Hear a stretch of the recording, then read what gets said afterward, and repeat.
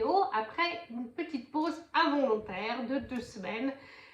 J'ai eu une espèce de grippe, c'est toujours pas complètement passé. Le premier lundi, parce que je filme en général le lundi, et le premier lundi, ça fait il y a 3 lundis en arrière, du coup, j'avais plus de voix. Lundi, mardi, mercredi, plus de voix, j'étais toujours en train de moucher. C'était juste l'enfer, je ne pouvais vraiment pas tourner cette semaine-là. Lundi passé, ça allait un peu mieux, je me suis dit je vais tourner en rentrant du travail et j'ai pris mal à la tête. Donc c'est pour ça que ça fait un petit moment que vous n'avez pas eu de vidéo et qu'il faut aussi que je fasse un vlog parce que j'ai 3 féeries à vous montrer. Mais aujourd'hui, comme le titre l'indique, on va faire le book haul du mois de juin. Je suis toujours très en retard sur les book hauls. Pour ce mois de juin, je trouve que j'ai pas été très raisonnable puisque j'ai acheté 9 livres, incluant la féerie Loot. Bon, la féerie Loot, c'était 2 livres. Parce que de temps en temps, Féerie Loot, ils mettent un livre à relier, ça c'est toujours le cas, et un livre paperback. Donc ce mois-là, il y avait 2 livres dans la Féerie Loot, mais ça fait quand même, voilà, ça fait quand même 9 livres d'acheter. Et il y en a 2 que j'ai trouvé par contre en boîte à livres. J'étais très contente parce qu'en plus, ils sont comme neufs. Il s'agit de Outlander, le tome 2 de Diana Gabaldon, qui est le talisman, et le tome 3, qui est donc le voyage. Alors je crois que c'est des anciennes éditions, mais franchement c'est pas grave, regardez, ils sont vraiment comme neufs. Enfin je ne sais pas qu'ils sont comme neufs, c'est qu'ils sont neufs. Ils sont pas abîmés, ils sont même pas pliés, rien du tout. J'ai l'impression que la personne, soit elle les a reçus en double, soit c'est une histoire qui l'intéresse pas, ou alors elle voulait pas ces éditions, j'en sais rien, mais à part juste un tout petit bout de noir là, ils sont neufs, il n'y a pas de pli, il n'y a rien, ça se voit qu'ils n'ont jamais été lus. Donc j'étais super contente, j'ai trouvé ça en boîte à livres à côté de chez ma patronne. Donc j'ai tout de suite sauté dessus. Il y avait aussi le tome 1, toujours dans cette édition-là. Mais moi, le tome 1, je l'ai déjà dans l'édition où il y a Claire et Jamie dessus. C'est toujours quelque chose que je n'ai pas commencé à lire. C'est prévu pour le mois de novembre. Puisqu'on me l'a mis dans le challenge 12 mois, 12 lectures. Je me le suis mis pour le mois de novembre parce que comme c'est des belles briquettes à chaque fois, je me suis dit ça ira très bien au mois de novembre. Dans Outlander, qui ne connaît pas Outlander avec la série?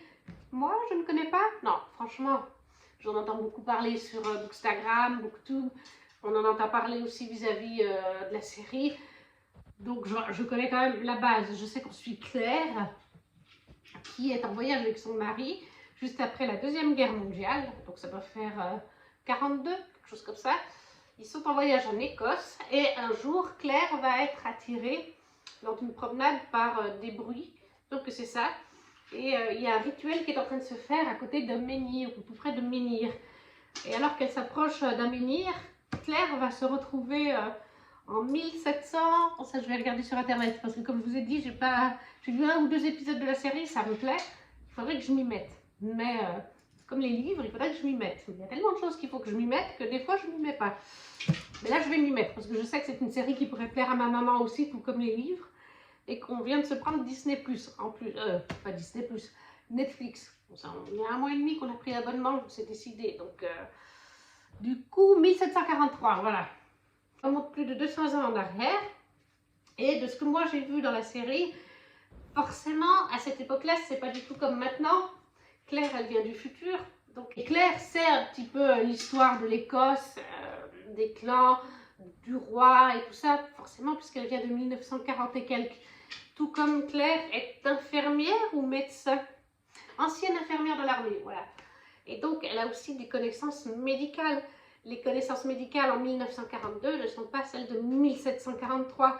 Ça, je me rappelle, les 2 ou 3 épisodes en question, je me rappelle que Claire aidait les Écossais, là, en 1743, avec ses connaissances médicinales modernes. L'anatomie du corps aussi, on connaît mieux le corps 200 ans plus tard, mais qu'elle devait faire attention parce qu'il y avait des gens qui la regardaient de travers, parce que forcément, à cette époque-là, une femme avec autant de connaissances du corps, avec des... Excusez-moi, c'est Thor et Electra, je pense que ce sera coupé en montage, mais ils sont dans leur arbre qui est juste là et tu sautes pas dans le vide. Je disais donc, les chats font les zinzins. J'en étais où? Oui, donc j'en étais à Claire qui a des connaissances médicales et du corps, qui les met au bénéfice en 1743, mais de ce que je me souviens, des gens la regardent un peu de travers et la qualifient un peu de sorcière. J'avais vu un épisode ou deux, comme je vous dis, et voilà, il y a des gens qui étaient là, c'est un peu une sorcière, elle connaît des choses qu'on ne connaît pas, enfin voilà, ce qui est normal, il y a 200 ans de médecine en plus. C'est une saga qui me fait très envie, parce que j'adore l'Écosse, que ce soit en série ou en saga de livres. Et c'est vrai que c'est des grosses briques à chaque fois, chaque tome. Et je ne sais plus combien il y en a, 5, 6, quelque chose comme ça en tout cas. Enfin, il y en a un certain nombre, mais il faut que je m'y mette parce que j'adore l'Écosse. Ma mère adore l'Écosse. Un de nos films préférés à toutes les deux, c'est Braveheart. Il n'y a pas plus écossais que Braveheart, avec une histoire d'amour dedans. Donc, il va vraiment falloir que je m'y mette. J'étais franchement super contente de cette trouvaille. Ensuite, je me suis pris La Guilde des Ombres d'Anatrice, paru chez Plume Blanche, le tome 2.1 et le tome 2.2. J'ai commencé cette saga de fantasy il y a quelques mois maintenant. Elle me faisait de toute façon très envie, hein, attention. Depuis que je me suis lancée dans Nevernight, avant de commencer Nevernight, tout ce qui était école d'assassins, puisque Nevernight, comme le tome 1.1 de la guilde, c'est une école d'assassins, ça me disait pas trop. Puis finalement, j'ai adoré. Et surtout, le peu d'avis que j'ai vu sur cette saga donnait très envie. Je me rappelle déjà qu'en novembre l'année passée, 2021, donc, je discutais avec Nana, qui est Virginie, comme moi, sur le Discord de Soli. Depuis, on est passé en privé sur WhatsApp, on est un petit groupe de discussion, je vous en ai déjà parlé plusieurs fois. Et Nana voue un culte, un amour absolu à la Guilde des Ombres. Elle en parle tellement bien, avec tellement de passion, qu'elle ne peut que vous donner envie de la lire. Et il y a aussi La Citadelle de mes lectures, si je ne me trompe pas, il me semble que c'est ça, qui en parle avec beaucoup d'entrain. C'est d'ailleurs une des seules reviews que je trouve sur YouTube. Elle, et puis j'ai vu une autre review, c'est un homme qui l'a faite, mais maintenant j'ai plus son nom. Franchement, j'ai oublié son nom et je pense sérieusement commencer à le suivre parce que j'aime bien ses reviews. Et donc, je n'ai trouvé que 2 reviews sur la Guilde des Ombres, enfin Booktube, qui en font la review. On la voit un peu plus passer sur Bookstagram, mais pas encore des masses comparé à d'autres plumes blanches. Par contre, quand vous allez sur Booknote ou sur Livre Addict, elle a vraiment une note magnifique cette saga. Là, moi j'ai commencé en e-book, le 1.1. J'ai eu aussi le 1.2 en e-book et après j'ai dit il faut que je me les achète. Donc j'ai commencé en achetant le 2.1 et le 2.2 en même temps. Et vous verrez, c'est au mois de juillet, me semble-t-il, que j'ai pris le 1.1 et 1.2. Parce que j'ai dit, il me les faut. En plus, ils sont trop beaux. Regardez. Le 2.1, le 2.2. Et actuellement, il ne me reste que le 2.2 à lire. Je suis pratiquement à jour. Je vais le commencer ce soir d'ailleurs, on est le 10 octobre. Je crois que je vais le commencer ce soir ou demain. Dans le cadre du Pumpkin Autumn Challenge et du Greek Mythology Book Challenge. Dans La Guilde des Ombres d'Anatrice, on suit en fait dans le premier tome Panama, qui est une jeune fille, enfin une enfant encore hein, dans le premier tome. Si je me rappelle bien, elle a 11 ou 12 ans. Et Panama est orpheline. Ses parents sont morts il y a quelques jours. Son petit frère est resté avec son oncle, mais l'oncle il n'a pas voulu de Panama. Il n'a pas voulu de Panama parce que c'est pas un secret, c'est dans le résumé. Panama est doté du don de mort. Ça veut dire, ils sont un peu lourds. Hein. Ils font 500 pages. C'est pour ça qu'ils sont séparés en deux. 2.1, 2.2, 1.1, 1.2. Sinon, ça ferait 1000 pages et Plumes Blanches ne font pas aussi gros. Donc, pour revenir au résumé, oui, elle a le don de mort et quand elle touche quelqu'un, c'est-à-dire, elle peut très bien vous toucher sans vous tuer, mais elle peut aussi vous toucher et décider que tel organe s'arrêtera en premier ou que votre cerveau va plus être irrité ou bref. Elle a le don de mort et son oncle l'a découvert, donc il flippe à quelque sorte. Donc il l'envoie dans un orphelinat très loin, à Clepsydre. Et c'est comme ça qu'elle va rencontrer Faucheur et Fournaise. Fournaise est un des 2 dirigeants de la Guilde des Ombres, avec un 3e. Et Faucheur est leur haut maître, donc un poste haut placé. Ils vont lui proposer de rejoindre la Guilde des Ombres, qui est une guilde d'assassins, où on apprend à assassiner dès l'enfance D'abord, on apprend à se muscler, hein, on apprend à bien faire les prises, on apprend donc à assassiner, on apprend les armes, on apprend à les utiliser, on apprend les poisons avec une maîtresse des poisons, on apprend plein de choses, on apprend à s'endurer. Quand on a un don, on apprend à l'utiliser. De toute façon, généralement, pour rejoindre la guilde, il faut avoir un don. Par contre, Panama est la seule humaine. Parce que la guilde des ombres est une guilde d'elfides. Ce ne sont pas des elfes, ce sont des elfides. Enfin, il y a deux branches. Il y a les elfes et il y a les elfides chez l'univers d'Anatrice. Il y a des différences, je ne vous dirai pas pourquoi. Vous le découvrez au fil du récit. Et donc, les elfides ont chacun un don. Normalement, les humains n'en ont pas. Panama est une exception. On comprend très vite pourquoi. Je ne veux pas vous le dire, ça spoil un petit peu, mais c'est dit dès le début pratiquement. Mais voilà. Panama a le don de mort et Faucheur, lui, a le don de vie. Il va donc devenir son mentor et on va les suivre. Le premier tome, c'est vraiment l'apprentissage de toutes ces choses que je vous ai dites. Et à partir du tome 2, on part sur autre chose parce que l'apprentissage est terminé. Et là, on continue sur encore autre chose. Et j'ai hâte d'arriver sur celui-là. C'est un univers très riche. Comme je vous ai dit, vous avez des elfes, vous avez des elfides, vous avez des humains, vous avez des dieux, vous avez des enfants de dieux, vous avez des dragons. À un moment donné, il est question de fées. Oui, il me semble, dans le premier tome, à un moment donné, il y a des fées. Il y a des endroits magnifiques. La plume d'Anatrice est magnifique. Elle est addictive. Mais par contre, c'est un récit adulte. C'est de la dark fantasy. Il y a beaucoup de choses. Il y a du sexe dans le tome 2. Il y a de la violence, il y a du sang, il y a un langage un peu cru par moments. Il y a certains personnages qui sont assez crus dans leur langage. Il y a des personnages attachants, il y a des personnages... Tous les personnages sont pratiquement gris. Ils ne sont pas noirs, ils ne sont pas blancs. Même le plus sombre d'entre eux, qu'on aime détester, moi c'est mon personnage préféré, j'aime le détester. Il y a des moments où il va faire des trucs hyper sombres, hyper mauvais, et la minute d'après, il va faire autre chose de gentil envers, par exemple, Panama. Et oui, en général, c'est qu'envers elle, d'ailleurs, pas envers les autres. Du coup, on se dit, il est noir, mais il a une petite touche de gris-blanc. Quand il veut, pareil, Panama va tout d'un coup faire quelque chose de sombre dans son initiation, et par derrière, elle va faire une bonne action. Donc, c'est des personnages gris, et ça, je trouve ça génial. Les personnages ont une histoire, chacun, ils sont approfondis, ils ont une psychologie. Ça fait plus de 10 ans qu'Anatrice travaille sur cette saga, et ça se sent. Je l'ai déjà dit souvent, et je vous le dirai en review, je compare vraiment la construction de cet univers à Tolkien, dans le sens où on sent le travail et l'investissement de l'univers, de l'histoire, des personnages, des races, et qui est bien amené et qui est cohérent. Voilà, donc ça c'est la Guilde des Ombres d'Anatrice, les tomes 2.1 et 2.3, 2.2. Je vais vous montrer, d'ailleurs dans la Guilde des Ombres, vous avez toujours une carte. Je vais vous montrer une en tête de chapitre, elles sont aussi très jolies. Est-ce que c'est la même d'ailleurs pour la 2.2? Je pense que oui. Oui, ça voilà, mais... Et là, il y a le 3.1 et 3.2 qui sera prévu pour 2023. Mais, spoiler alert, je me suis pris la box de chez Plume Blanche, qui est la box complète, avec les 12 titres à venir pour l'année 2023. Ça va arriver fin octobre, début novembre. Ce sera une ouverture sur la chaîne spéciale, parce qu'avec 12 livres, je ne vais pas attendre le book haul du mois pour vous le faire. Ensuite, prochain livre, alors en fait, il y en avait deux.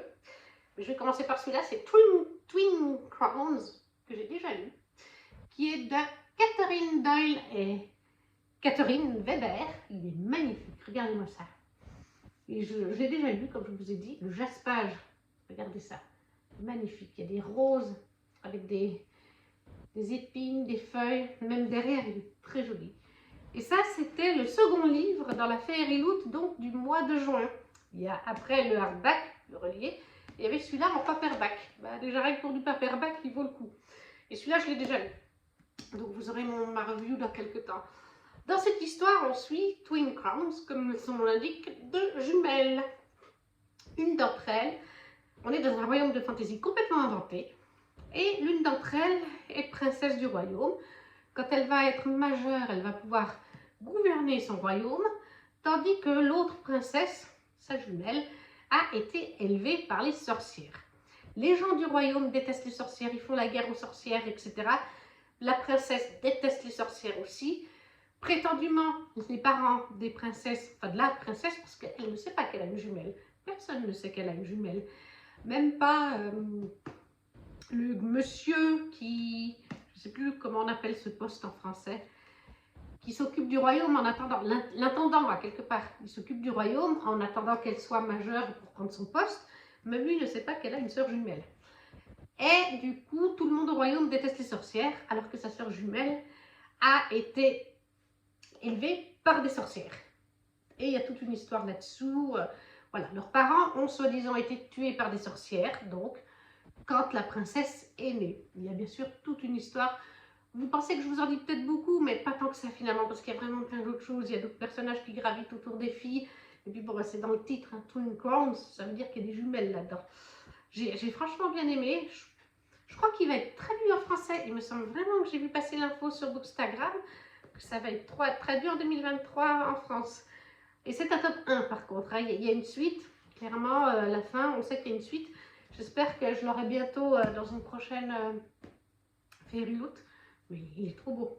En tout cas en VO, parfait. Le deuxième livre de la Fairyloot du mois de juin, c'était This Vicious Grace. Ah oui, c'est très jaune, hein, d'Emily Chieb. Et alors ça, je ne l'ai pas dit déjà avant, mais c'est normalement toujours la même maison d'édition. Pour ce qui est de la Fairyloot, me semble-t-il, si je la trouve. Holder Stuckdond. Et puis là, c'était normalement aussi Holder Stuckdond. Ah non, Electric Mooncase pour celui-là. Donc celui-là, This Vicious Grace de Emily Chieb, qui est absolument magnifique. Je ne sais pas si vous verrez la tranche, jaspage. Vous avez des espèces de feuilles jaunes, de feuilles et de citron, je dirais. Jaune clair sur jaune foncé. Derrière, il est tout aussi magnifique. Et puis, vous avez bien sûr l'intérieur.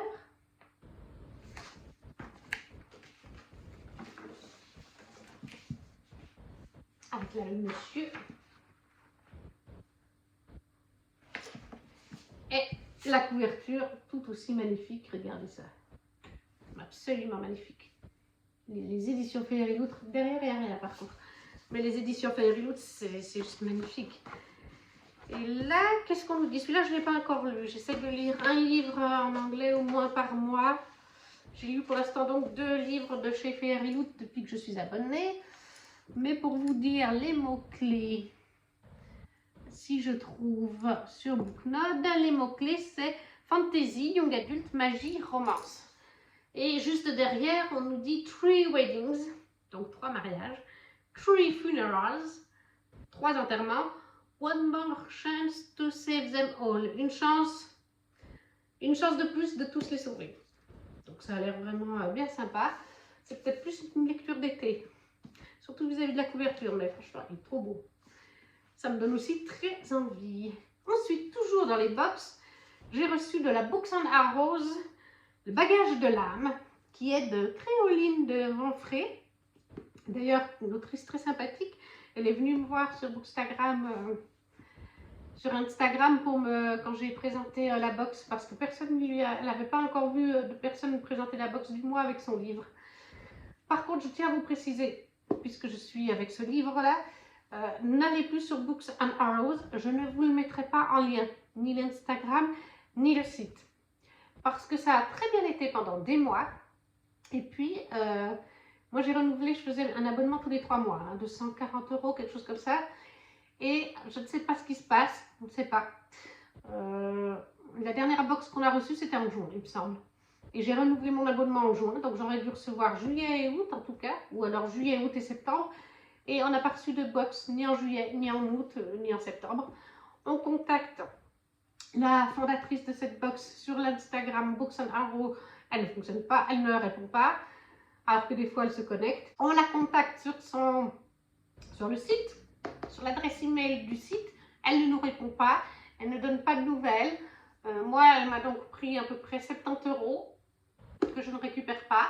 Je sais que le livre du mois de juillet, c'était... je ne sais plus le nom de l'autrice, mais c'était le tome 2.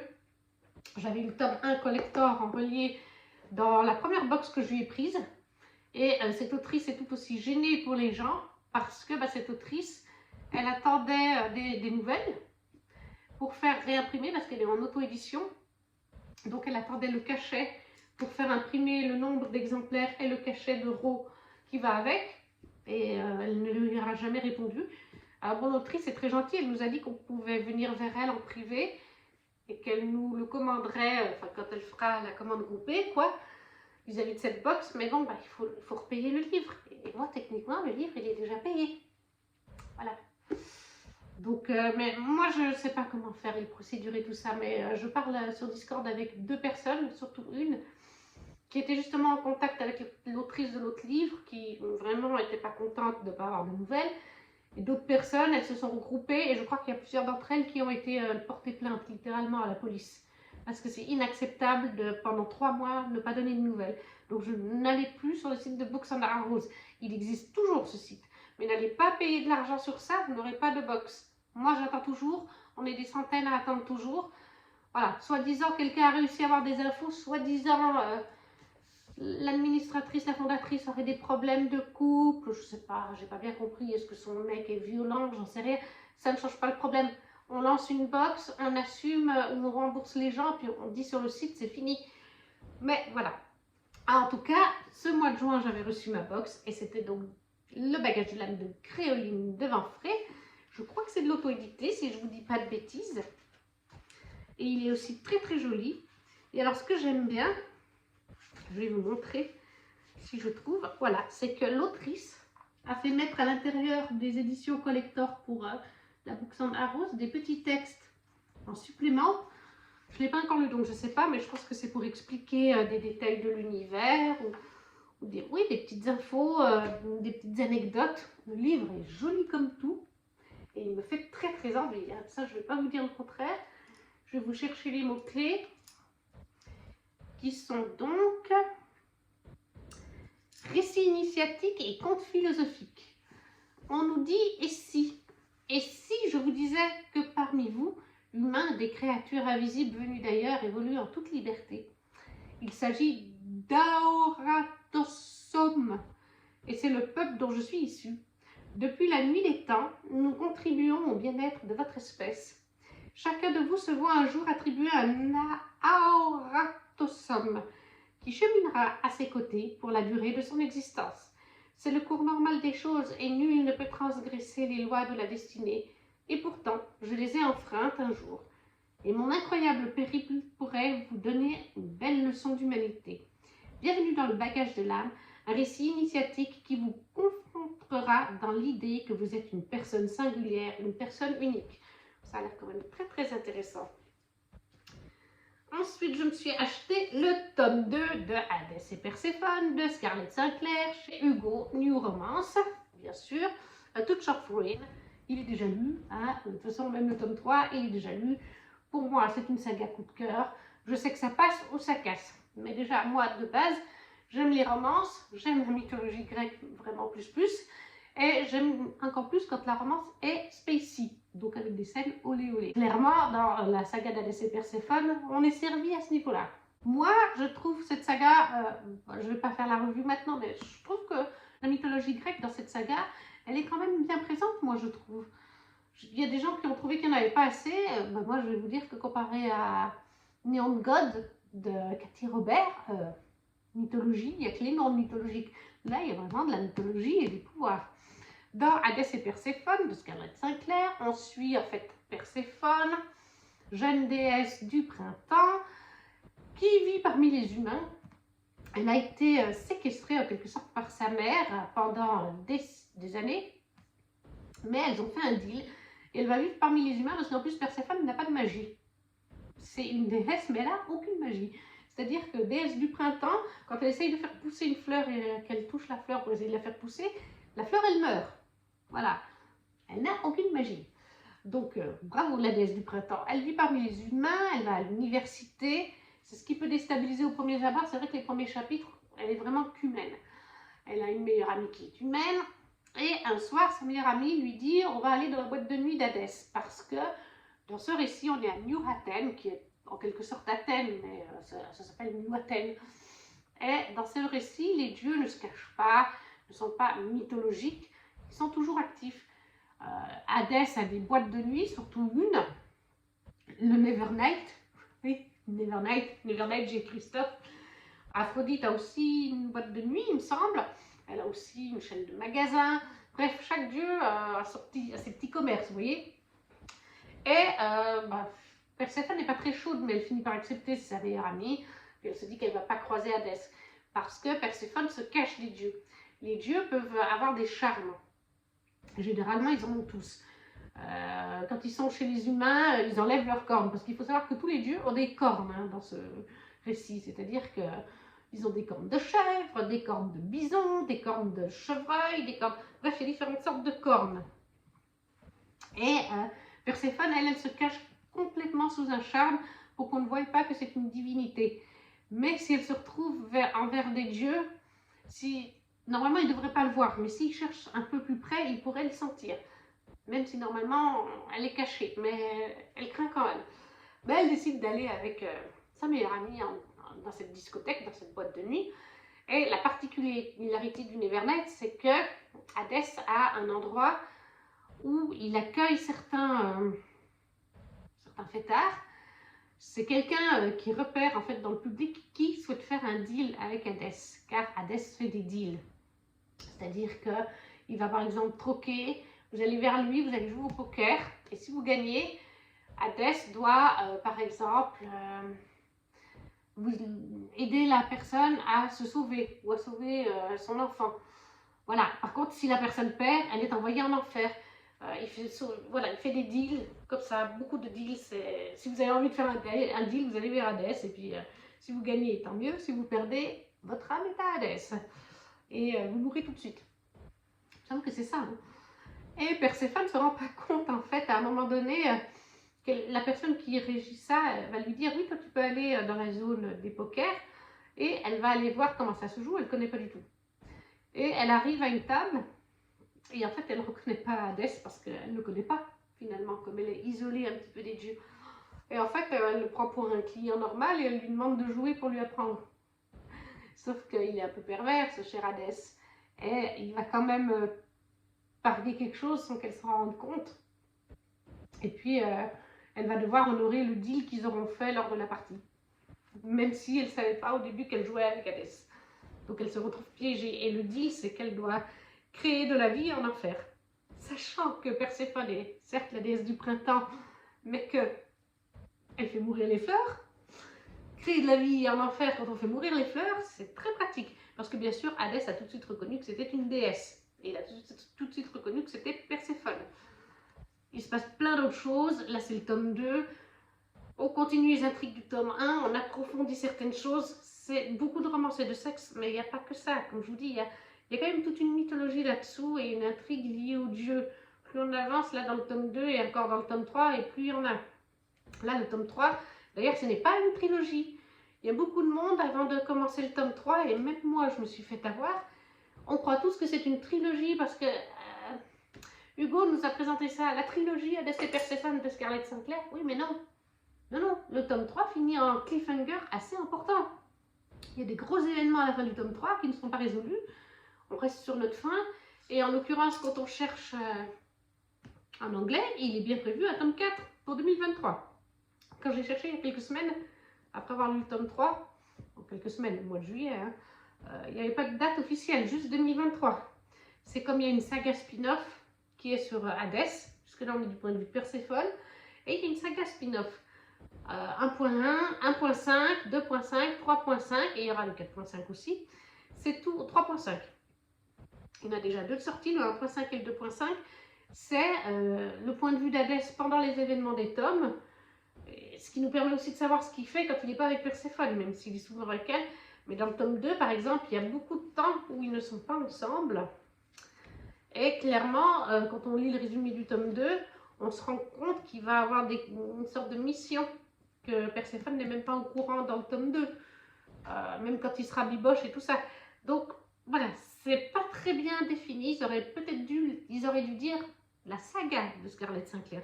Parce qu'on croit tous que, ouais, c'est une trilogie, j'ai fini la trilogie. Ben non, pas du tout.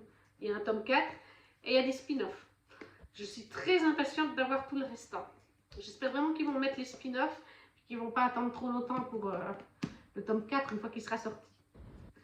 Ensuite, au mois de juin, j'ai aussi eu Les Loups Dorés chez De Saxus en hardback de Roshani Chorsky. J'espère que j'écorche pas son nom. Encore une fois, un très beau relié chez De Saxus. Là, on ne peut pas leur reprocher. De Saxus sont les rois du relié. Je crois qu'on a... Voilà, regardez-moi ça, c'est très beau.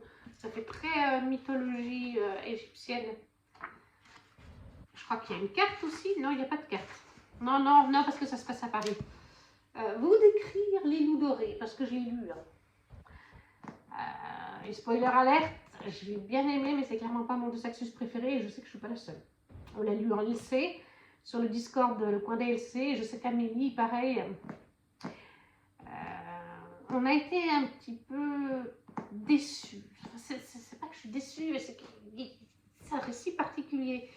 Déjà, il faut savoir que dans ce récit, on suit 3-4 personnages différents. Attendez, je sais plus. On suit en tout cas 4, si c'est pas 5 ou 6 personnages différents. Mais en tout cas 4. Rien que les 4 premiers chapitres, vous avez 4 personnages différents. Donc déjà, c'est un roman choral, je crois qu'on appelle ça. Donc déjà, il faut aimer ce genre. Parce que déjà, voilà, comme je vous dis, un chapitre, les 4 premiers, à chaque fois un perso différent. Ils sont tous connectés les uns aux autres. Certes, ils se connaissent tous, mais ça n'empêche d'office, vous rentrez dans l'univers, les 4 premiers chapitres, c'est 4 personnages pas différents. Ça se passe à Paris, en 1889, juste avant le début des célébrations de l'exposition universelle. J'avais le nom au bout de la langue. On est sur un univers un peu fantastique.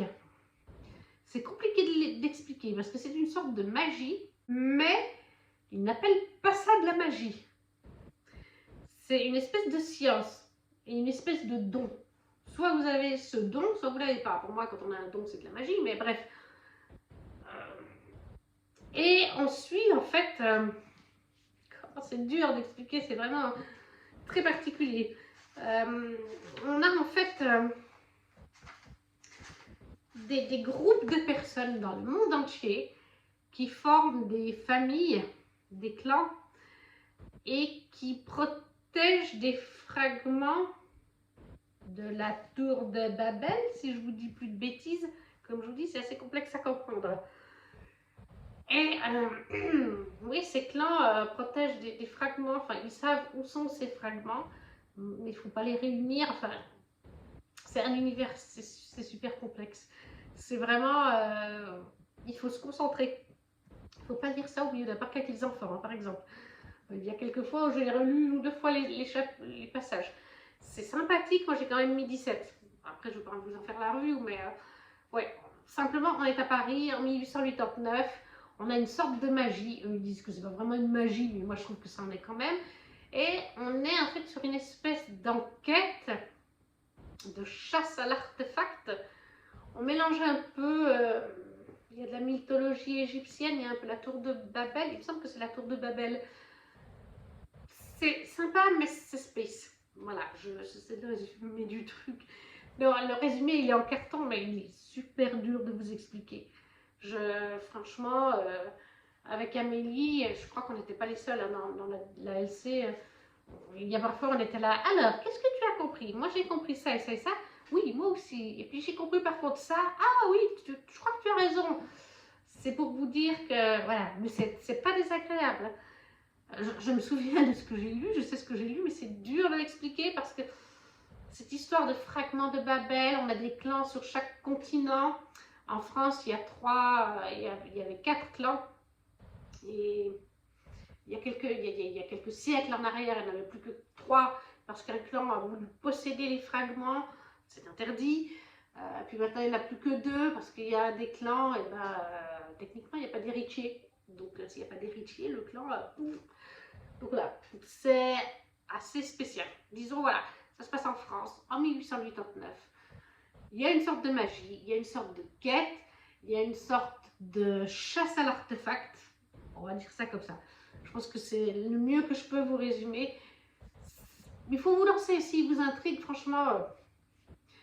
On dirait que c'est nul, non, j'ai quand même mis 17. Je ne vais pas en faire la review, mais il n'est pas mauvais. C'est juste que c'est un univers spécial. Ensuite, je me suis pris au mois de juin, je ne l'ai pas encore lu, Le Jardin des Fées, qui est paru chez Dracou par Audrey Alouette et Moretti. Excusez-moi, je ne sais pas le nom, je sais que le nom de famille, Audrey Alouette, je la connais parce que j'ai lu Magic Charlie, mais Moretti, je ne sais pas son prénom. Regardez-moi cette couverture, c'est trop mignon. Alors, on nous dit règle numéro 1, le berger doit garder secrète l'existence des fées. Règle numéro 2, jamais il n'exigera de vœux, car chaque vœu tue la fée qui l'exauce. Règle numéro 3, il leur fournira des fleurs pour qu'elles conçoivent le miel qui soigne tous les maux. Règle numéro 4, pour cela, il ira sur les routes et un jour, il leur trouvera enfin un jardin. Et derrière, c'est aussi très mignon. Celle-là, je ne l'ai pas encore lue, mais ça va être le cas là pendant le Pumpkin Autumn Challenge, puisque c'est la seule BD que j'ai actuellement. Je me la suis mise pour le Pumpkin, du coup. Je sais pas où est-ce que je peux trouver. Ouais, tiens. Les dessins sont plutôt pas mal, ça me plaît assez. La couverture me plaisait beaucoup, le résumé me plaît beaucoup. Et les planches sont plutôt jolies, donc j'ai vraiment hâte de me lancer. D'ailleurs, à force de lire du Audrey Alouette, que ce soit Magic Charlie que j'adore, Audrey Alouette, elle fait cette BD, mais elle fait aussi le Grimoire d'Elphie. Un Grimoire d'Elphie, ça c'est coup de cœur astronomique pour moi. Du coup, à force de voir passer le fait que Audrey Alouette fait partie des autrices de la BD Princesse Sarah, que les couvertures des Princesses Sarah sont magnifiques, je pense que je vais finir par céder. Je l'ai ajouté à ma wishlist de toute façon. À la base, j'avais regardé il y a quelques mois, je dis non, t'as déjà bien assez de BD dans ta wishlist, tu vas voir mettre Princesse Sarah. C'est pas tellement ton genre, c'est marqué dans les boucliers steampunk et tout. Non mais à force de voir passer ça, les planches ont l'air magnifiques et tout, donc j'ai aussi ajouté Princesse Sarah. Je vais finir par avoir du Audrey Alouette à tout bout de champ, mais ça c'est vraiment quelque chose qui m'intéresse. Et le dernier, pas des moindres, je l'ai mis en pause, là, il faudrait que je le continue. Il est un peu lourd d'ailleurs. L'Art-of de La Belle et la Bête en français, qui est de Charles Solomon. Ah non, pas du tout. Oui, Charles Solomon et introduction de Bill Condon, avec l'histoire chez Huguin et Menin, si je vous dis pas de bêtises. Oui, Huguin and Munin. Alors par contre, ça c'est pas joli. Quand Oslem me l'a, parce que je l'ai acheté à Oslem, mon ami suisse qui maintenant a déménagé, je sais pas si vous verrez, il y a une grosse rayure. Je crois que c'est les chats qui m'ont fait ça. Parce qu'il est posé dans un coin, il est tellement lourd que je peux pas le mettre n'importe où. Et je crois que mes chats ont fait une rayure dessus. Je suis dégoûtée. Mais voilà, l'Art-of du Roi Lion, j'allais dire, de La Belle et la Bête. Il est magnifique. On ne le trouve plus forcément partout parce qu'il est en rupture de stock. Et elle me l'a fait à un prix, au prix qui vaut tout simplement à l'heure actuelle sur le marché. Mais un prix honnête, parce que des fois, les Art-of, certains, vous avez les gens qui vont les faire au prix honnête. Puis vous allez avoir ceux qui vont les revendre le triple ou quelque chose comme ça. Qu'est-ce que je peux trouver comme belle illustration, vraiment très belle, pour montrer. Ah, voilà. Vous avez des illustrations, vous avez des dessins, des planches. Je vous montrerai plus en détail le jour où je vous en ferai la review. Mais il est magnifique. Et ça, je crois que je l'ai eu pour 80 €. Mais des fois, sur certains sites, vous pouvez le trouver des fois, mais vous allez le trouver. Il y en a des fois, je crois que j'ai trouvé une fois à 200, 250 €, un truc dans le genre. Donc voilà, Oslem, c'est quelqu'un qui reste toujours sur les vrais prix du marché, que ce soit sur des livres ou des poupées. Après, voilà, une poupée Disney va coûter 300-400 €, mais elle ne va pas les faire 600 € quand on sait que le prix du marché actuel de cette poupée en question sera à 250 € par exemple. C'est pareil pour les livres, c'est quelqu'un de très honnête. Voilà, il me faisait énormément de l'œil. Il y en a d'autres que j'aimerais acquérir. Là, grâce à elle, j'ai eu Le Roi Lion, La Belle et la Bête. Il me reste à lire Réponse d'ailleurs. J'ai le Art-of Reine des Neiges 1 et Reine des Neiges 2. Il y en a d'autres qui me plaisent. Certains sont parus chez Huguin et Munin et d'autres sont comme anglais. C'est dommage. C'est comme ça. Mais les Art of Disney, on a de très belles illustrations, planches, on apprend des choses, donc c'est toujours un réel plaisir. Et voilà, la vidéo est enfin terminée. Encore une fois, elle a été longue, mais il y avait 11 livres à présenter. J'espère qu'elle vous aura plu et n'hésitez pas dans ce cas-là à laisser un petit pouce bleu, ça fait toujours plaisir. N'hésitez pas non plus à la partager, c'est ce qui permet au petit contenu de se faire connaître. De laisser un commentaire en me disant s'il y a des livres qui vous font envie ou que vous avez déjà lus, tout simplement. Et nous, on se retrouve très vite. Ciao, ciao!